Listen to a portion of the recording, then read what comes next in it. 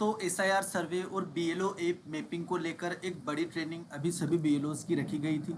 Training मैंने प्राप्त की है और उसमें कुछ महत्वपूर्ण दिशा निर्देश दिए गए हैं जो मैं आप सबके साथ शेयर करना चाहता हूं। सबसे बड़ी प्रॉब्लम हमें आ रही थी, शादीशुदा महिला को किस प्रकार जोड़ा जाए, पुत्रवधू को, पत्नी को किस प्रकार जोड़ा जाए।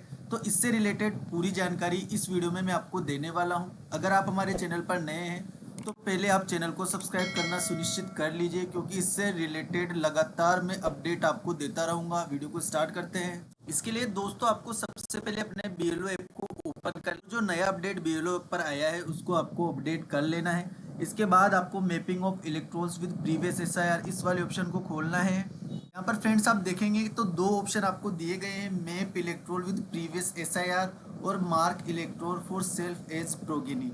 तो यहाँ पर map electoral with previous SIR A category के वोटर्स को मैप करने के लिए है और उनकी संतानों को मैप करने के लिए दिया गया है, क्योंकि पत्नी और पुत्र वधू यहाँ पर दूसरे जिले की हो सकती है, दूसरे स्थान की हो सकती है, तो उनके माता पिता का नाम हमारी वोटिंग लिस्ट में नहीं होगा।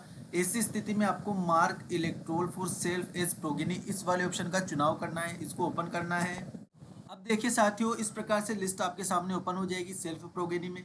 अब यहाँ पर ये सरनजीत कौर नाम की एक वोटर है, 2002 की लिस्ट में इसका नाम नहीं है, दूसरे जिले की ये रहने वाली है। एज इसकी आप देख सकते हैं 38 एज है, क्योंकि 40 साल से ज्यादा वालों को इसमें मैप करना था तो एज इसकी 38 है। लेकिन सभी पत्नियों और पुत्र वधू को मार्क एज सेल्फ प्रोगेनी में ही ऐड किया जाएगा, चाहे उनकी एज 38 वर्ष हो, चाहे उनकी एज 18 वर्ष हो। इसी में आपको उनको ऐड करना है। ऐड करने के लिए मार्क सेल्फ एज प्रोगेनी पर आपको क्लिक करना है। अब यहाँ पर देखिए साथियों, प्रीवियस एसआईआर स्टेट आपको फिलअप मिलेगा, प्रीवियस एसआईआर एसी नंबर। अब यहाँ पर उसके पिता की प्रीवियस एसआईआर एसी नंबर आपको डालनी होगी, प्रीवियस एसआईआर पार्ट नंबर और पूर्व एसआईआर की 2002 में कौन सी विधानसभा और भाग संख्या में उसके पिता का, माता का, दादा या दादी का नाम दर्ज था, वो आपको यहाँ पर भरना है। और उसके दादा, दादी, माता या पिता, इन चारों में से किसी एक की डिटेल आपको यहाँ पर भरनी होगी, यानी कि सीरियल नंबर आपको यहाँ पर भरनी होगी। उसके बाद सर्च डिटेल पर आपको क्लिक करना है। अब सवाल ये आता है साथियों कि उनके माता या पिता के इपिक नंबर हमें कैसे मिलेंगे। तो आपको डोर टू डोर सर्वे के दौरान उनसे संपर्क करना है और उस महिला का या उस महिला की माता या पिता का इपिक नंबर आपको व्हाट्सएप पर मंगवाना है और उसकी सहायता से उसको सर्च करना है, क्योंकि इपिक नंबर की सहायता से आप आसानी से उसको सर्च कर सकते हैं। और 2002 या 2003 की मतदाता सूची की डिटेल्स के बिना इसको मैपिंग कर पाना संभव नहीं है।